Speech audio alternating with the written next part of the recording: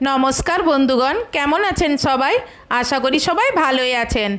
मंडल blogs चैनेले आपनादेर सबाइके स्वागत।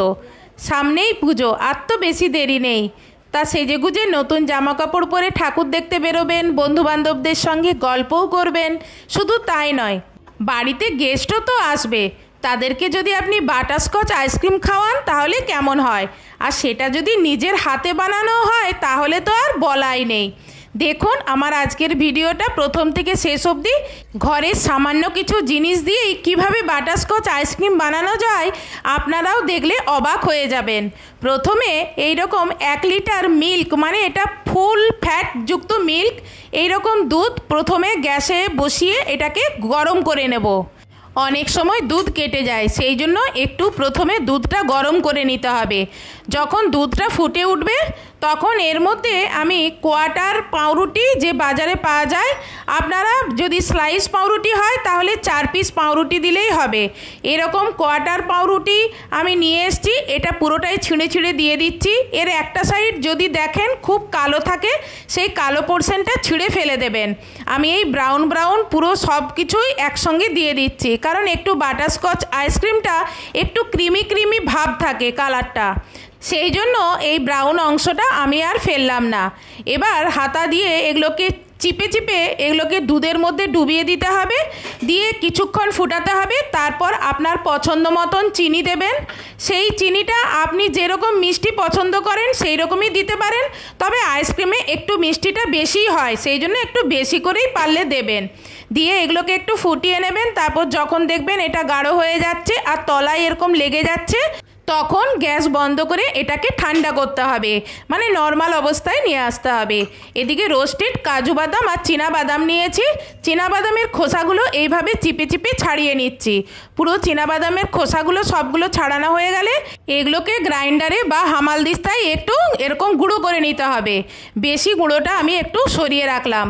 এবার একটা ফ্রাই প্যানে হাফ বাটি চিনি দিলাম ক্যারামেল করার জন্য।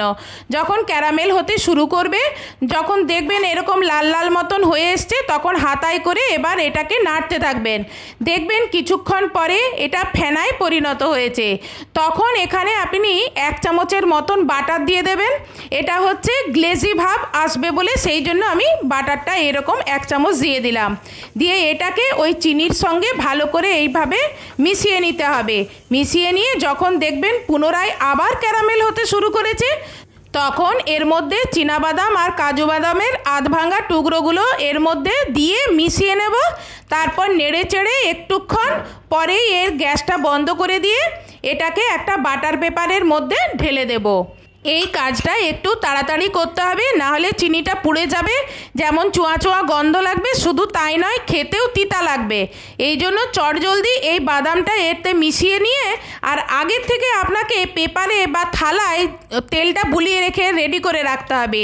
চট করে সেখানে এটা ঢেলে দিতে হবে আর চটজলদি মিলে দিতে হবে।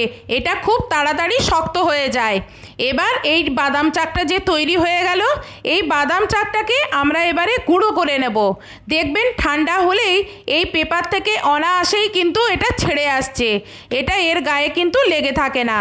এই দেখুন এবার আমি বাটার পেপারটা এর গা থেকে সরিয়ে নিচ্ছি। এইভাবে আপনি বাদাম চাকও তৈরি করে নিতে পারেন। এবার বাদাম চাকটা ওখান থেকে ছাড়িয়ে নিয়ে হাতে করে একটু টুকরো করে নিলাম। তারপর এটা ছোট ছোট মিহি টুকরো করার জন্য আমার যেরকম হামালদিস্তা নেই, আপনারও যদি হামালদিস্তা না থাকে তাহলে শিলনোড়াতে এইভাবে ঠুকে ঠুকে এটা টুকরো করে নিতে পারেন। আর না হলে যদি আপনার হামালদিস্তা থাকে তাহলে হামালদিস্তাতেই একটু ঠুকলেই দেখবেন এটা টুকরো হয়ে যাচ্ছে। তা আমি এইভাবে রিংয়ের উপর রেখে টুকরো করার একটা সুবিধে হলো যে এটা চারিদিকে ছড়িয়ে গেল না। এবার এখানেই যখন টুকরোটা করলাম এর মধ্যেই কিন্তু টুকরোটা রয়ে গেল, চারদিকে ছড়িয়ে গেল না। এবার চট করে দেখুন আমি থালার মধ্যেও এটা নিয়ে নিতে পারলাম। এবার ক্যারামেল যুক্ত বাদামটাকে সরিয়ে রেখে নর্মাল দুধটাকে আমি ডিপ ফ্রিজে 2 থেকে 3 ঘন্টার জন্য ঠান্ডা করে নিয়েছিলাম, মানে জাস্ট চিল্ড করে নিলাম। চিল্ড করলেই দেখবেন দুধটা কীরকম জমে গেছে। তা সেই দুধটাকে আমি ওখান থেকে বের করালাম। বের করে এবার এটাকে আমি পিষে নেব। এখানে কোনো আপনার ইলেকট্রিক বিটারের প্রয়োজন নেই, এখন প্রতিটা ঘরেই গ্রাইন্ডার আছে। তাই এটাকে একটু হাতায় করে প্রথমে একটু ঘেটে নিচ্ছি, তারপরে এটা গ্রাইন্ডার জারের মধ্যে ভরে নেব, তারপরে এটাকে একটু ফেটিয়ে নেব। তা যখন ফেটাবেন তখন ওটা পালস মোডে ফেটাবেন, মানে একবার করে একটু চালু করবেন, একটু করে বন্ধ করবেন, একটু করে চালু করবেন, একটু করে বন্ধ করবেন। আর টানা যদি চালিয়ে দেন তাহলে এই যে জমাট বেঁধেছে এটা তখন কিন্তু আবার জল হয়ে যাবে, মানে দুধে পরিণত হয়ে যাবে, একদম পাতলা হয়ে যাবে। সেই জন্যই বলছি এটা আপনাকে পালস মোডেই ফেটাতে হবে। এই দেখুন ফেটিয়ে নিয়ে এসছি, কি সুন্দর ক্রিমি ক্রিমি ভাব এসছে, দেখুন এই রকম ক্রিমি ক্রিমি ভাব আসবে। বেশি কিন্তু এটা ফেটাবেন না, ফেটালেই কিন্তু এটা লিকুইডে পরিণত হয়ে যাবে। এবার এটার মধ্যে আমি দেব 1 বাটি মতন গুঁড়ো দুধ দেব, আর হাফ বাটি মতন ফ্রেশ ক্রিম। বাজারে দেখবেন ছোট আমুলের ফ্রেশ ক্রিম পাওয়া যায়, যে কোনো দোকানেই পাবেন। আমুলের ছোট ফ্রেশ ক্রিমটা কিনলে পুরো একটাই গোটা দিয়ে দেবেন। আর আমার যেহেতু অনেকটা আছে তাই জন্য এখান থেকে আমি 1 বাটি মতন ফ্রেশ ক্রিম দিয়ে দিলাম। এবার দিচ্ছি বাটারস্কচ এসেন্স 4 চামচের মতো। এটা আপনারা মুদিখানাতেই পেয়ে যাবেন, যেখানে ভ্যানিলা এসেন্স পান কেক করার জন্য সেখানেই আপনি এটা পেয়ে যাবেন। এবার এটাকে গ্রাইন্ডারে আবারও পালস মোডে এটাকে ফেটিয়ে নেব। এই দেখুন কত সুন্দর আমার ক্রিমি মিক্সচারটা হয়েছে, এই রকম টাইপের হবে। এবার এই মিক্সচারের মধ্যে গুঁড়ো করা রোস্টের যে বাদামটা ছিল সেইটা এর মধ্যে দিয়ে দেব, আর সাথে দেব ক্যারামেল যে বাদামটা বানিয়েছি বা বাদাম চাকটা গুঁড়ো করে রেখেছি সেইটা কিছুটা দিয়ে একটু এই সময় মিশিয়ে নেব। তাহলে পুরোটাতেই এই সময় একটু মিশে যাবে, তাহলে যে কোনো জায়গা থেকেই আপনি খান না কেন সব সময় কিন্তু একটু আপনি এই জিনিসটা পাবেন।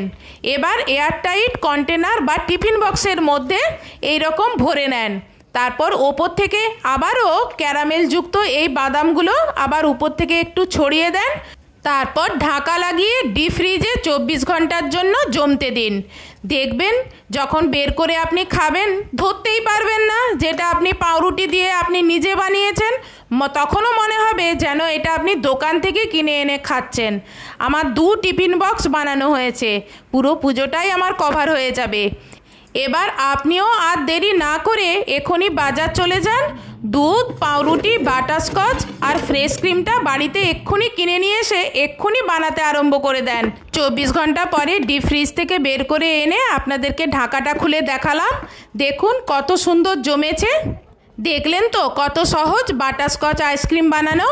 এবার আপনারাও এইভাবে বাড়িতে বানান, নিজেও খান আর বাড়ির সকলকে খাওয়ান। আজকের এই ভিডিওটা আপনার কীরকম লাগলো?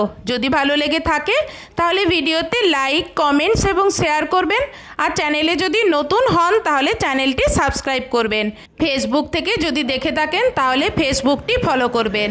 এবার আপনার বাড়িতে যে কোনো নর্মাল চামচ একটু জলে ডুবিয়ে আমার মতন এইভাবে টানুন, দেখুন আমার মতন এইরকমই গোল গোল উঠে আসছে। এবার আপনি এই রকম যে কোনো প্লেটে বা বাটিতে সার্ভ করুন, আর ওপর থেকে একটু ক্যারামেল বাদাম আবারও ছড়িয়ে দেন, দিয়ে তারপর খেয়ে দেখুন একদম দোকানের মতন খাবেন। আপনি ধরতেই পারবেন না যেটা আপনি নিজে বানিয়ে খাচ্ছেন। যেরকম মেলাতে বা ঠেলা গাড়িতে যেরকম বাটারস্কচ আইসক্রিম খান, দেখবেন সেম টেস্ট এই আইসক্রিমের মধ্যে আপনি পাচ্ছেন। আজকের মতন এখানেই ভিডিওটা শেষ করছি। নেক্সট ভিডিওতে আপনার সঙ্গে আবার দেখা হবে। বাই।